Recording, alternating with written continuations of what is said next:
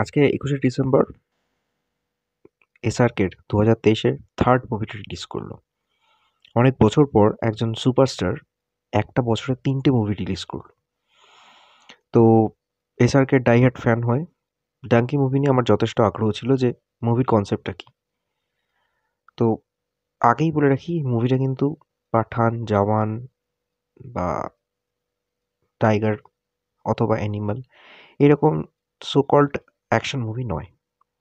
এসআরকের last যে দুটো ছবি ছিল পাঠান আর জওয়ান, সেখানে প্রচুর অ্যাকশন ছিল, প্রচুর মারপিট ছিল, মিনিটে মিনিটে একটা গুলি বোমা অ্যাকশন, একটা প্যাকড রোল, তার সাথে একটা অন্য ইমেজ নিয়ে মুভিগুলো করেছিল।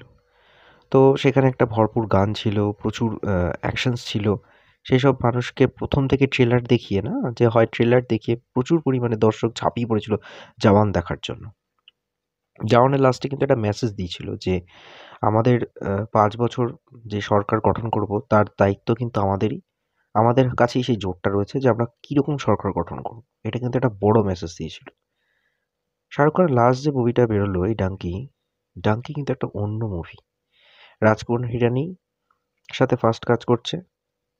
মুভিটা কিন্তু আর ৫টা অ্যাকশন মুভির মতো নয়। এই মুভিটা দেখতে বসলে মনে হবে যে আপনি একটু ব্যাকে চলে গেছেন, মনে হচ্ছে যেন 1995 এর সিনেমা দেখছেন। একটা কুল কাম ইমেজ, মারপিট কম, সোলো রোম্যান্স চলছে। একটা সব মিলিয়ে একটা ড্রামাটিক সিনেমা চলছে, যেটা এখনকার দিনের নয়। আমি বইটার সম্বন্ধে কিছু কথা বলি।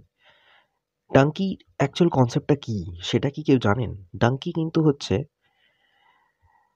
স্পেশালি আমাদের চণ্ডীগড়, পাঞ্জাব এরকম নর্থ ইন্ডিয়া সাইড করে একটা ট্র্যাডিশন আছে কি যে সবাই বাইরে চলে যায় কাজ করতে। যখন প্রথম বিশ্বযুদ্ধ, দ্বিতীয় বিশ্বযুদ্ধ বা পরবর্তীকালে যখন ভারত স্বাধীন হয়, সে সময় যখন যুদ্ধ হয়েছিল, তো অনেকেই করেছিল কি বাইরে চলে গেছিল যুদ্ধের পর। সেখানেই সেট আপ করেছিল এবং সেখানে বাইরে আমেরিকার হয়ে বা জার্মানির হয়ে, রাশিয়ার হয়ে অনেকেই আ সৈন্যতে বা সৈন্যবাহিনীতে নাম লিখিয়েছিল। সেখানে যুদ্ধ শেষ হয়ে যাওয়ার পর সেখানেই সেট আপ করে নিয়েছিল। ব্যবসা-ট্যাবসা করত। তাদের যারা কানেকশনস পাঞ্জাবে ছিল বা নর্থ ইন্ডিয়া সাইডে, তাদের অনেকেই সেই মারফত ভিসা পেত এবং পাঞ্জাবে থেকে ওখানে চলে যেত কাজ করার জন্য। তো এই ব্যাপারটা হচ্ছে একটা ট্র্যাডিশন বরাবরই ছিল যে নর্থ ইন্ডিয়া সাইডের মানুষজন হয় আর্মিতে জয়েন করতো, ইন্ডিয়ান আর্মি, অথবা তারা ব্যবসা করার জন্য বা কোনো একটা কাজ করার জন্য কম বেশি যা পড়াশোনা করলো, কলেজ পাস করলো কি স্কুল পাস করেই তারা সবাই বাইরে চলে যেত। ইউকে, অস্ট্রেলিয়া, স্পেশালি কানাডা এসব জায়গায় তারা কিছু একটা ব্যবসা-ট্যাবসা করতো। দোকান-টোকান লাগিয়ে লাইফ লিড করতো। তারা মনে করতো যে এটাই যে বাইরে যেতে পারলেই তাদের লাইফ সেট হয়ে যাবে এবং একটা সার্টেন এজ পর তারা দেশে ফিরে আসবে। ওখানেও হয়তো একটা বাড়ি বানাবে, থাকবে। এইটা হচ্ছে পাঞ্জাব বা নর্থ ইন্ডিয়া মানুষদের একটা কালচার। ডাঙ্কি মুভিতে যেটা দেখিয়েছে যে পাঞ্জাব সাইডের মানুষজনেরা যখন এই বাইরে যাওয়ার চেষ্টা করত, চেষ্টা করার সময় অনেকে ভিসা পেত, অনেকে ভিসা পেত না এবং ইউকে গভর্নমেন্ট ভিসা নিয়ে কিছু রেস্ট্রিকশন যখন চালু করলো যে সেখানে এডুকেশন ব্যাকগ্রাউন্ড স্ট্রং থাকতে হবে, স্পেসিফিক পারপাসে আসতে হবে, সেই পারপাস ছাড়া এখানে অ্যালাউ করা হবে না, আনএমপ্লয়মেন্ট রেট ওই দেশে কমানোর জন্য বাইরে থেকে মাইগ্রেশন কমাতে হবে, একটা স্ট্রিক্ট রেগুলেশন চালু করলো UK government as well as কানাডাতেও।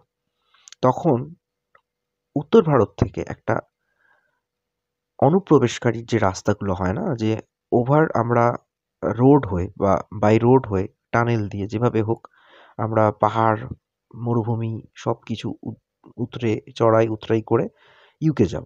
৮টা দেশ পেরিয়ে ইউকে যেতে হয়। এই যে রুটটা, এই রুটটাকেই বলা হয় ডঙ্কি রুট। এবার ভিসা পেতে গেলে ইউজুয়ালি আপনার কমিউনিকেশন স্কিল স্ট্রং রাখতে হবে। পাঞ্জাবের দেখা গেল যারা উচ্চ মাধ্যমিক, মাধ্যমিক পাস, তাদের ইংলিশ খুবই দুর্বল।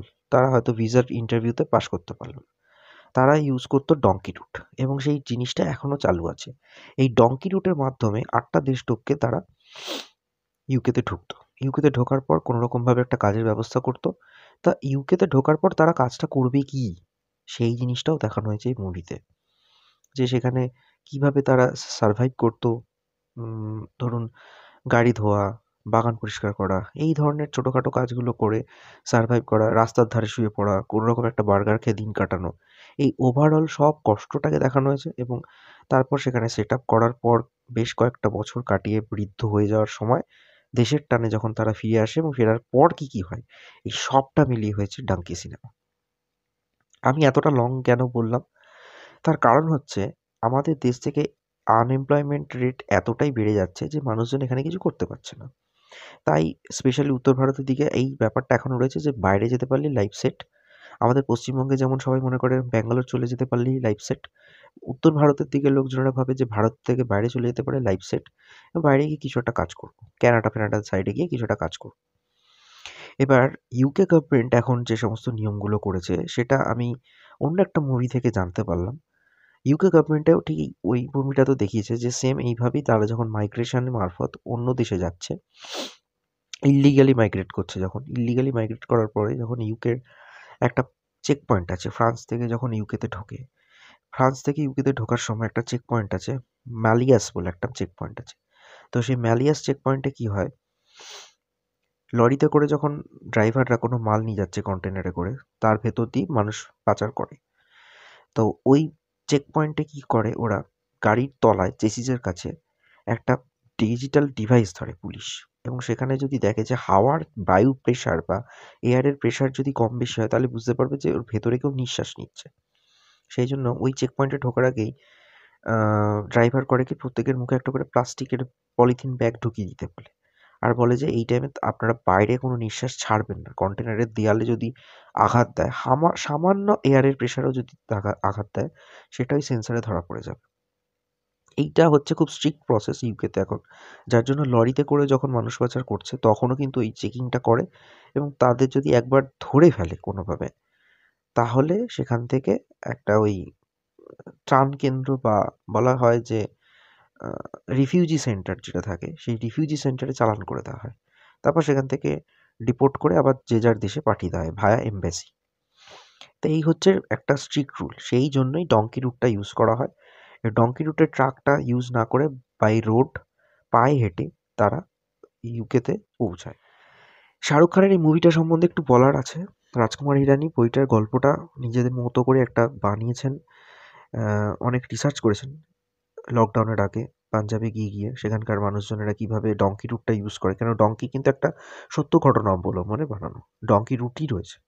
তো সেই ডঙ্কি রুটে কীভাবে মানুষ যায় আসে পুরো ডিটেলিং করেছেন এবং সেখান থেকে একটা কনসেপ্ট দেওয়ার চেষ্টা করেছেন। এই মুভিতে তাপসী পান্নুর সাথে একটা রোম্যান্স করেছে, অবশ্যই কেমিস্ট্রিটা দীপিকা পাড়ুকোন বা আনুশকা শর্মা বা কাজলের মতো নয় শাহরুখ খানের। শাহরুখ খানকে একটু অন্যরকমই লেগেছে এখানে।